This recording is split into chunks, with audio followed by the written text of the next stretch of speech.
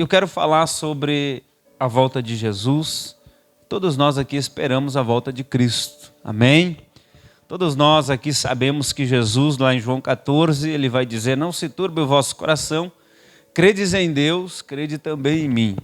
Na casa de meu pai há muitas moradas. Se não fosse assim, eu vou-lhe teria dito, porque eu vou preparar-vos lugar. E quando eu for, e se eu for preparar-vos lugar, eu virei outra vez. Jesus fez uma promessa de ir preparar lugar e voltar para buscar a sua igreja. Então uma coisa é certa dentro da escatologia bíblica, dentro da teologia bíblica: Jesus, ele falou que iria voltar. Amém? E nós, o seu povo, estamos esperando. Muitas das vezes no século 21 a gente se depara com pessoas que dizem: mas Jesus falou que ia voltar lá quando a minha avó era criança, E Jesus não voltou ainda. Mas Jesus, a ótica de Deus não é a ótica do homem. O apóstolo Pedro, ele vai dizer que um dia para o Senhor é como 1000 anos. E 1000 anos é como um dia. Amém? Então o tempo de Deus, ele se move diferente. O que para nós é demorado, para Deus ainda nem iniciou, nem começou. O tempo de Deus, ele é diferente, porque Deus criou o tempo para o homem. Deus, ele vive fora do tempo. Ele é o criador do tempo, amém? Então o tempo não se aplica para ele, aplica para nós, seres humanos falíveis, perecíveis, Nós, seres humanos, que somos limitados. É a nós que se enquadra esse tempo cronos ao qual nós seguimos, que é o nosso tempo da nossa vida nesta face da terra. Amém? Então nós vamos entender pela Bíblia que Deus, ele tem um tempo determinado para cumprir todas as coisas e nada vai acontecer fora do seu projeto. Existe um ditado que diz que Deus tarda, mas não falha, e é um ditado errado, porque Deus, ele não tarda e muito menos falha. Ele chega na hora certa, na hora exata. Às vezes a gente pode até olhar e dizer: mas Deus está demorando para cumprir o que ele prometeu na minha vida. Deus está demorando para fazer acontecer as coisas que ele havia prometido. Eu venho nessa noite dizer para você que ainda não aconteceu, é porque ainda não é o tempo de Deus. E nesse momento que ainda não é o tempo de acontecer, é porque Deus está preparando eu e você, para que no tempo que ele cumprir aquilo que ele prometeu na nossa vida, nós possa estar preparado para receber e não transformar a bênção em maldição. Deus só faz as coisas acontecer no tempo certo. Louvado seja Deus. Grave isso, entenda isso. Deus, ele estabeleceu um dia ao qual Cristo virá buscar a sua igreja. E nós, como noiva, fizemos parte da noiva de Cristo. Nós temos que entender, louvado seja Deus, que ele vai voltar. Louvado. Você acredita nisso? Você concorda com isso? Jesus, ele vai voltar. Pode demorar 100 anos, pode, mas pode demorar 1 minuto, pode demorar 10 dias, pode demorar 1 semana. Uma coisa é certa: o que Deus falou, o que Jesus falou, vai acontecer.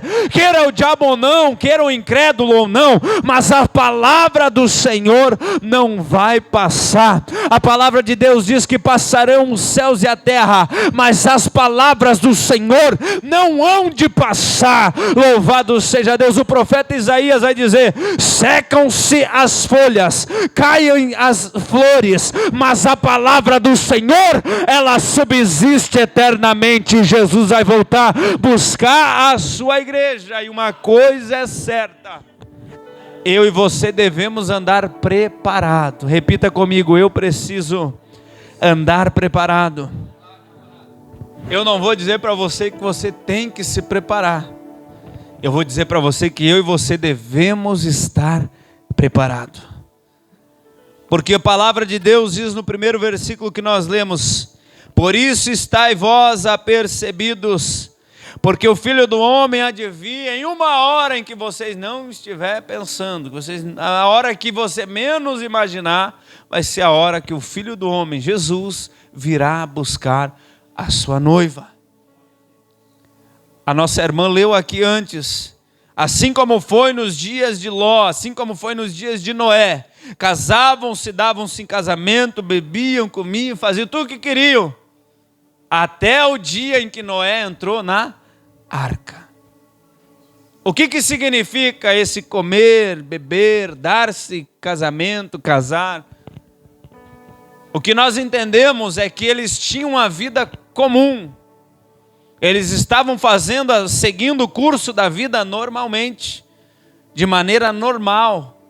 Não há nada de anormal no que eles estavam fazendo em casar, dar-se em casamento, a não ser que estavam enchendo o cálice da ira de Deus. Mas eles viviam a sua vida como se o próximo dia seria igual o que eles estavam vivendo. Eles não contavam com a vinda súbita do dilúvio, embora tivessem sido avisados. Não é assim? Noé pregou, Noé anunciou, foi pregoeiro da justiça, anunciou, mas o juízo veio.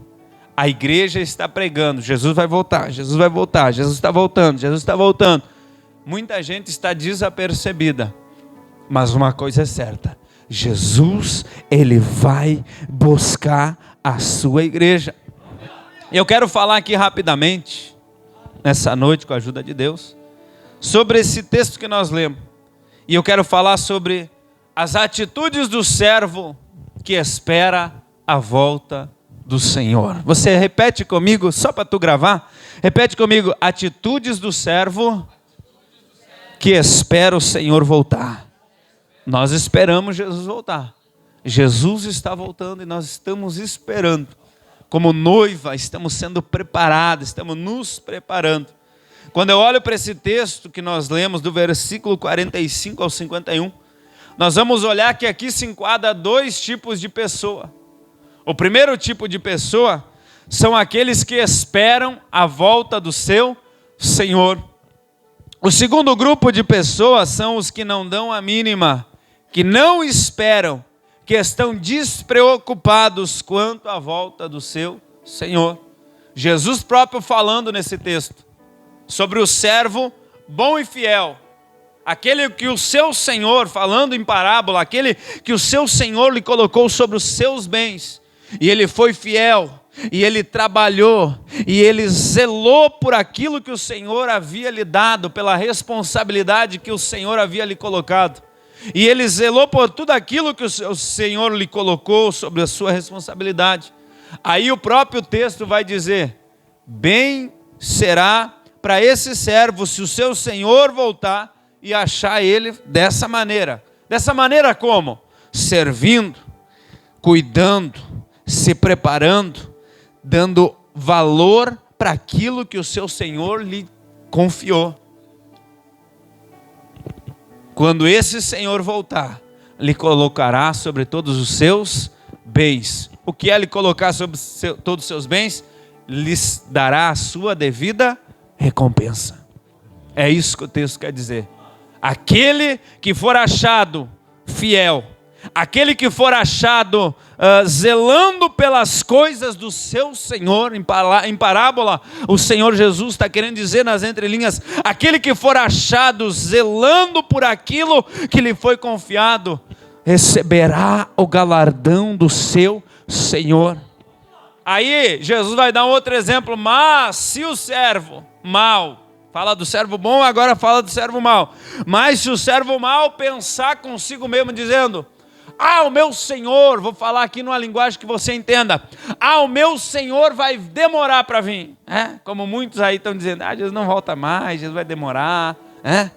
Se o servo mau disser consigo: o meu Senhor tarde virá, o meu Senhor vai demorar para vir, o meu Senhor vai levar mais um tempo para chegar, e até lá dá tempo de eu reverter tudo de errado que eu estou fazendo, né? Se esse servo mau que pensar nisso, pensar dessa forma, e aí começar a fazer mal para os seus conservos, a beber, a espancar os seus conservos, a andar com pessoas de práticas erradas, aí o texto no versículo 50 vai dizer: virá o Senhor daquele servo num dia em que ele não espera e numa hora que ele não sabe, e o separá-lo-á, ou seja, vai separar ele e vai destinar ele aonde? Para as trevas espirituais. exteriores, ali haverá pranto e ranger de dente, irmão. E essa palavra trevas exteriores aí, se nós formos cavocar, nós vamos entender que muitas das vezes que aparece a palavra trevas exteriores aqui, está falando do lago de fogo, está falando do inferno, separação eterna de Deus. Aquele que zela pelas coisas de Deus terá um galardão no céu. Por isso eu te digo, irmãos, por mais que eu e você lutemos, por mais que eu e você sejamos perseguidos, por mais que eu e você passamos momentos trabalhosos, e sofremos muitas vezes por ser crente, né?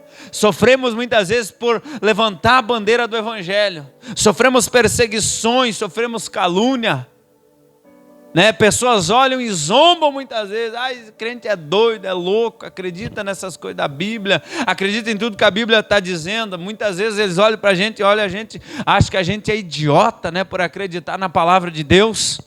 Mas eu quero te dizer que vale a pena, porque nós estamos zelando por algo que não é nosso, estamos zelando por algo que é do nosso Senhor, porque nós sabemos que muito em breve Ele está voltando para buscar a sua noiva e para dar a recompensa para aqueles que forem zelosos pelas suas coisas. Mas também haverá recompensa, e não é boa, para aqueles que não zelaram por aquilo que Deus lhe colocou. Tomemos, por exemplo, a parábola dos talentos, Mateus capítulo 25, versículo 14 em diante, onde vai dizer sobre a parábola dos talentos, que é algo quase que semelhante ao que nós lemos. Haverá recompensa para os nossos trabalhos. Jesus tem preparado algo bom para mim e para você, amém? Que nós possamos ficar firmes até Jesus voltar. Atitudes do servo fiel que espera a volta do Senhor. Como eu bem falei, muitas pessoas hoje pararam de acreditar, não tem mais fé, pararam de crer que Jesus vai voltar, mas Jesus está voltando. E o que eu quero dizer para você, irmãos, que o nosso compromisso não é com quem não crê, irmão. Nosso compromisso é com quem crê. Amém? O compromisso de Deus é com quem crê, porque para nós sermos salvos, primeiro nós precisamos crer. É através da fé, através de crer em Cristo, que vai produzir salvação para a nossa vida, para a nossa alma. E aquele que acredita, aquele que crê, aquele que espera a volta do Senhor, ele tem algumas atitudes que é diferente das demais, daqueles que não acreditam. A primeira atitude do servo fiel, que espera a volta do Senhor, a primeira atitude é ter uma vida irrepreensível. Repita comigo, ter uma vida irrepreensível. Eu gosto muito dessa palavra, irrepreensível. Porque o servo fiel, aquele que espera a volta do Senhor, ele procura ter uma vida irrepreensível. Quando nós vamos olhar para a Bíblia Sagrada, nós vamos tomar, por exemplo, vários personagens da Bíblia. E um dos que muitas pessoas tomam como exemplo é a vida do apóstolo Paulo.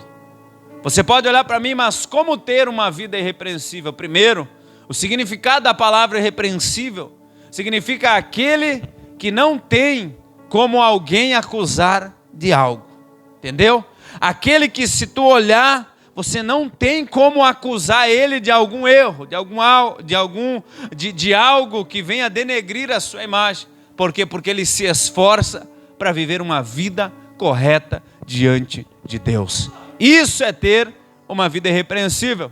É claro que você vai olhar para mim e vai dizer, mas pastor Rogério, eu sou um ser humano, eu erro, eu falo, é claro, e todos nós falhamos, todos nós erramos. Eu não estou aqui querendo trazer para você um certificado de santidade ao extremo, não. Somos falhos e limitados e vamos errar enquanto estivermos nessa terra. Mas é possível que eu e você, mediante o poder do Espírito Santo na nossa vida, através do nosso esforço, através da nossa caminhada com Deus, nós nos esforçarmos e termos uma vida correta diante de Deus e ter uma vida irrepreensível na presença de Deus. O servo bom que espera a volta do seu Senhor, ele procura ter uma vida irrepreensível, uma vida onde a pessoa vai olhar para ele e não vai achar do que acusar ele. Por quê? Porque ele está na brecha, está buscando, está se esforçando para viver uma vida na presença do Senhor. Quando nós olhamos para o apóstolo Paulo, nós vamos ver que o apóstolo Paulo, todos nós sabemos da história dele, que era perseguidor, que perseguiu os cristãos, mas depois que tomou um banho de misericórdia, que aceitou a Cristo como seu Salvador, ele próprio vai dizer que ele procurava subjugar os seus membros, para que de maneira nenhuma ele viesse falar alguma coisa e fazer outra.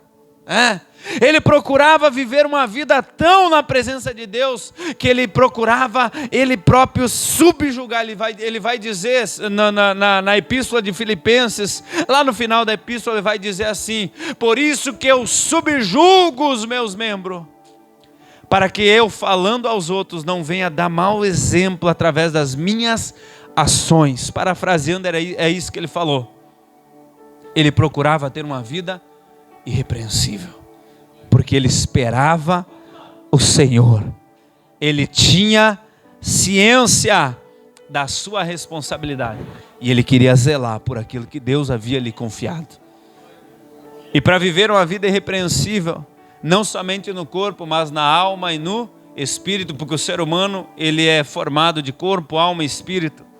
E o apóstolo Paulo, ainda lá no capítulo 5, 1 Tessalonicenses capítulo 5, versículo 23, o apóstolo Paulo, escrevendo à igreja de Tessalônica, ele vai dizer: e o mesmo Deus de paz vos santifique em tudo, e todo o vosso espírito, alma e corpo sejam plenamente conservados irrepreensíveis para a vinda de nosso Senhor Jesus Cristo. Todo o vosso corpo, todo o vosso espírito, na ordem, todo o vosso espírito, toda a vossa alma e o vosso corpo. Paulo colocou nessa ordem. Foi escrito em grego o Novo Testamento.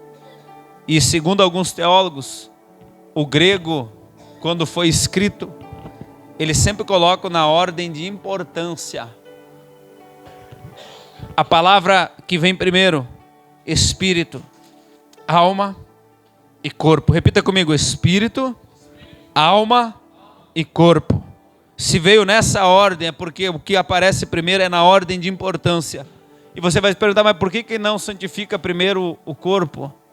Por que não santifica primeiro a alma?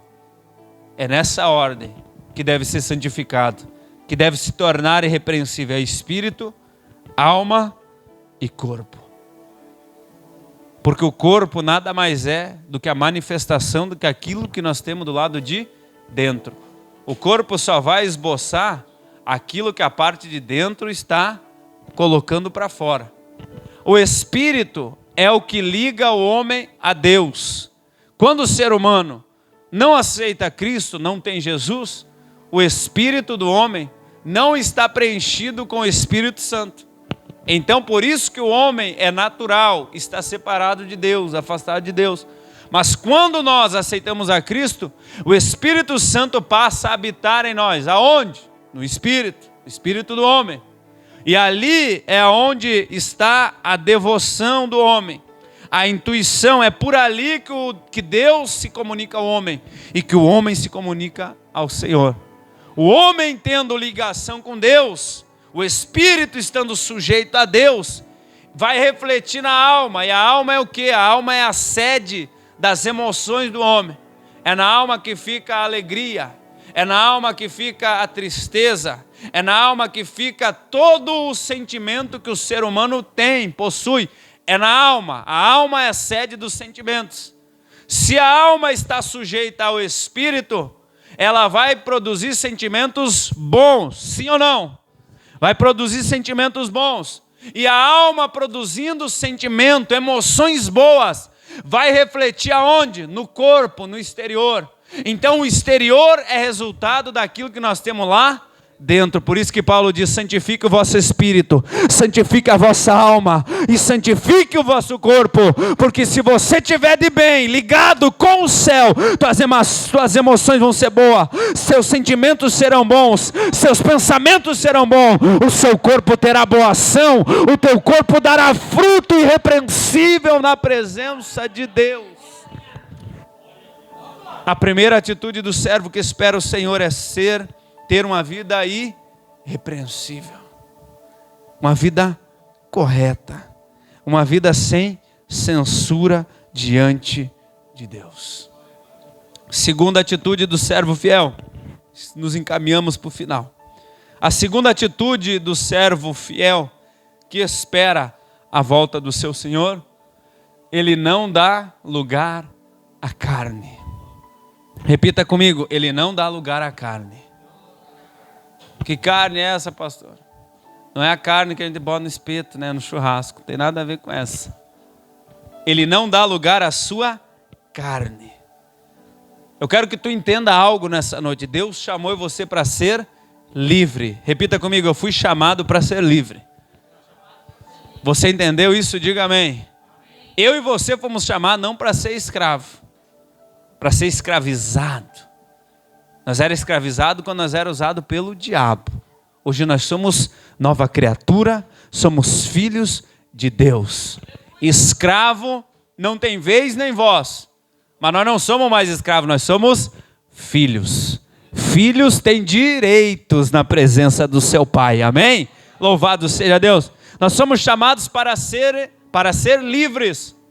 Mas lá em Gálatas capítulo 5, versículo 13, Paulo vai dizer o seguinte para a igreja da Galácia, da cidade da Galácia. Ele vai dizer o seguinte: não useis da vossa liberdade para dar ocasião à carne.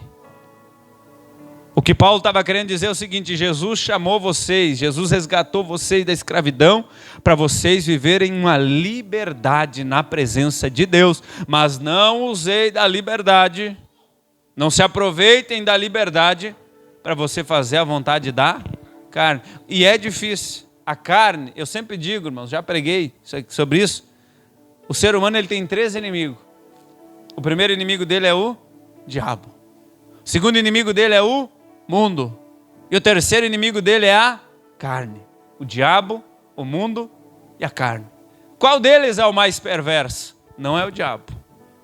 Não é o mundo. É a carne. Sabe por quê? Porque a carne, porque nós dormimos com ela todo dia. E não é tua esposa, não é teu esposo. É você mesmo. A nossa carne, ela é terrível. O apóstolo Paulo chega a dizer que dentro de nós milita a carne, milita contra o espírito, para que nós não venhamos fazer aquilo que nós queremos, para que nós não venhamos fazer a nossa vontade. Hoje em dia, muitas pessoas têm deixado Jesus de lado, têm deixado de fazer as coisas de Deus, têm deixado de buscar a Deus para fazer a sua própria vontade. Então, quando falamos em dar lugar à carne, estamos falando em deixar a vontade de Deus, que é a vontade primária, de lado, e colocar a nossa vontade, que é secundária, em primeiro lugar. Tiramos Deus do trono e colocamos a nossa vontade, colocamos a carne no trono. E aquilo que nós colocamos no trono é aquilo que governa. É aquilo que governa a nossa vida. Louvado seja Deus. Nós, como servos que esperamos a volta do Senhor, nós não podemos deixar a carne dominar. Não podemos esquecer que Deus, Ele nos chamou para cumprir a sua vontade. Eu e você temos uma missão nessa terra. Você tem uma missão na cidade de Boqueirão do Leão. Você tem uma missão aonde Deus te plantou, aonde Deus te colocou. Qual é, pastor? Não sei, quem tem que saber é você. Mas Deus te chamou com um propósito. E a nossa carne, ela vai tentar de todo jeito parar, fazer eu e você desanimar, fazer eu e você colocar a vontade de Deus em segundo plano e viver a nossa própria vontade. Como é que vence a carne? Sendo guiado pelo Espírito Santo de Deus. Paulo vai dizer em Gálatas capítulo 5, ele vai dizer o seguinte, versículo 10, se não me falha a memória, ele vai dizer o seguinte: andai em espírito, e assim vocês não vão cumprir a concupiscência da carne. E quando falamos em andar, a palavra andar na Bíblia, quando fala-se em andar, está se referindo a estilo de vida, estilo, maneira de viver, maneira de proceder, está se referindo a hábitos. Se nós temos hábitos espirituais de busca ao Espírito do Senhor, seremos guiados pelo Espírito Santo, não sairemos do propósito, não sairemos da vontade de Deus, não desviaremos o curso, mas seguiremos e esperaremos o nosso Senhor voltar para nos levar com Ele. O servo que espera a volta do seu Senhor, ele não dá lugar à carne. Terceiro e último para nós encerrar aqui. Terceira atitude do servo que espera a volta do Senhor: ele dá frutos. Repita comigo: o servo que espera a volta do Senhor, ele dá fruto. Repita só essa última parte, diga: ele dá fruto. O servo fiel, ele dá fruto. Como crente, nós, como crentes fiéis a Deus, nós precisamos dar frutos. Até quando, pastor? Até semana que vem? Não. Até Jesus voltar. Então, como a gente não sabe quando Jesus vai voltar, a gente tem que ir dando fruto. E dar fruto não é nós plantar uma árvore no quintal de casa e esperar frutificar, né? Plantar a laranjeira e esperar dar... Não tem nada a ver com isso. Dar fruto envolve ações. Dar fruto envolve atitude. Envolve maneira de agir na presença de Deus. Dar fruto, para nós dar fruto, nós temos que primeiro plantar. Não é assim? Se nós plantar espiritualmente, vamos colher espiritualmente. Se nós plantar fisicamente, vamos colher fisicamente. Se nós plantar ministerialmente, vamos colher ministerialmente. Tudo está de acordo com o plantio. Se há plantio, há colheita. Se não há plantio, não há colheita. Há frutos ruins se o plantio for ruim, mas há frutos bons se o plantio for bom. Louvado seja Deus. Eu sempre digo que a gente não é obrigado a colher, não é assim? A gente não é obrigado a plantar, mas se a gente plantou, uma vez plantado, a colheita é obrigatória. Amém? Louvado seja Deus. Deus nos chamou para frutificar, para dar fruto. O que o fruto é da árvore? O fruto é o resultado final da árvore. Para a árvore dar um fruto, primeiro ela foi plantada a semente. Depois ela foi regada. Depois ela foi podada quando tinha que ser podada. Depois ela foi cuidada. E no tempo certo ela vai produzir fruto. Assim somos nós na presença de Deus. Mas o que é dar fruto? Eu vou aqui, rápidas palavras, vou tentar explicar numa linguagem assim que seja bem compreensiva para que possa ficar gravado na nossa mente. O que é o fruto? É a manifestação exterior de um poder invisível que opera pelo lado de dentro. Vou repetir mais uma vez. É a manifestação pelo lado de fora de um poder invisível que age do lado de dentro. Que poder é esse que age do lado de dentro?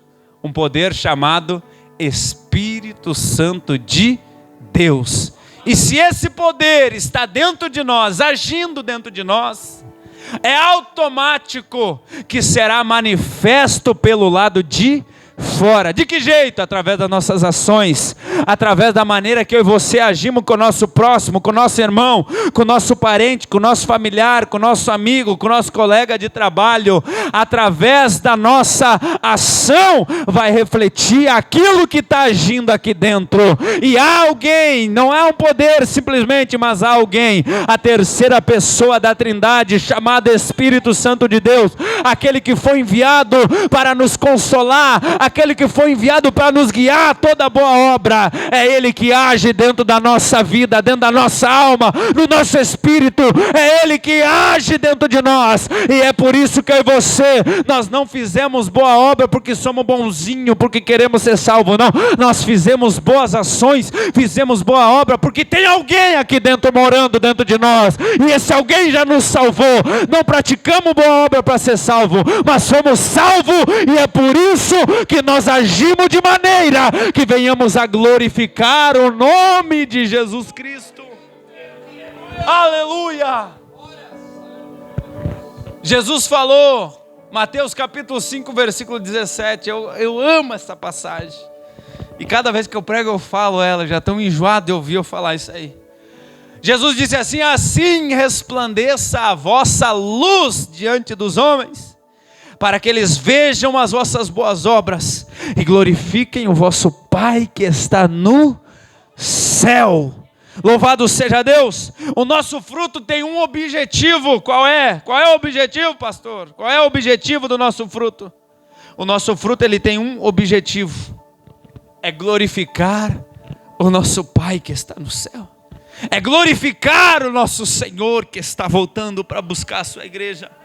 O nosso fruto é muito importante, porque ele revela a natureza que está aqui dentro de nós. Jesus dizendo: assim resplandeça a vossa luz diante dos homens.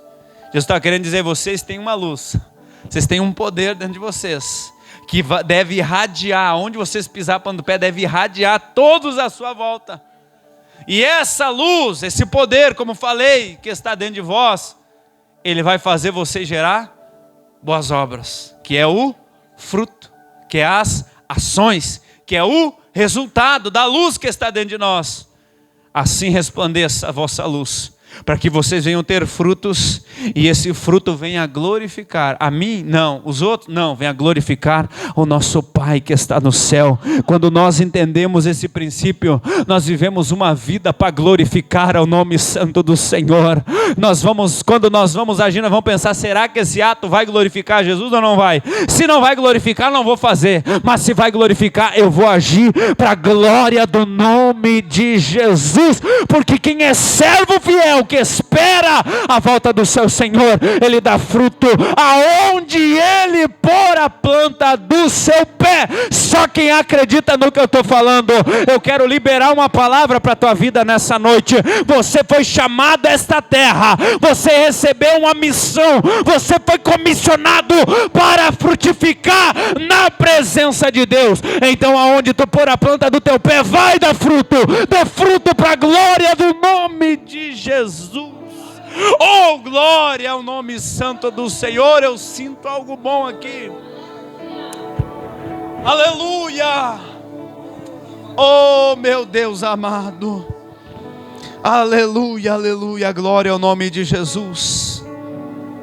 Que eu e você venhamos viver uma vida irrepreensível na presença de Deus. Que eu e você venhamos correr longe de fazer a vontade da carne, não dar lugar à carne. Que eu e você venhamos dar fruto na presença de Deus. Jesus virá em breve. Jesus virá em breve. Jesus está preparando tudo. Jesus não está atrasado. Jesus não está demorando. Ele tem a hora certa. Que eu e você venhamos ter as escolhas certas, agir da maneira certa, zelar por tudo aquilo que o Senhor tem nos dado. Te coloca de pé.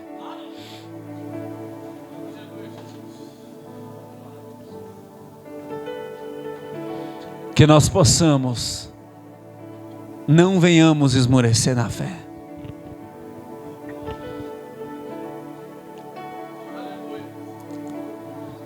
A Bíblia diz que a virgem iria conceber. Maria concebeu. A virgem diz que o Redentor de Israel entraria na cidade montado num jumento. Zacarias profetizou. Jesus entrou na cidade montado num jumentinho.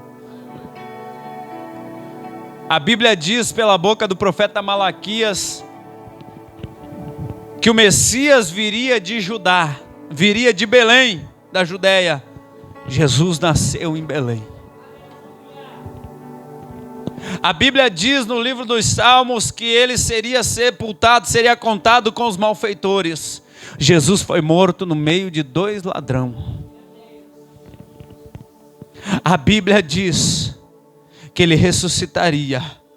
Ele ressuscitou. A Bíblia diz que ele iria para o Pai e retornaria, irmão. Se todas as profecias que eu falei aqui se cumpriram, irmão, não é essa a última que não vai cumprir. Jesus falou que voltaria, ele vai voltar. Ele está voltando. E que eu e você venhamos estar prontos. Eu quero orar contigo nessa noite.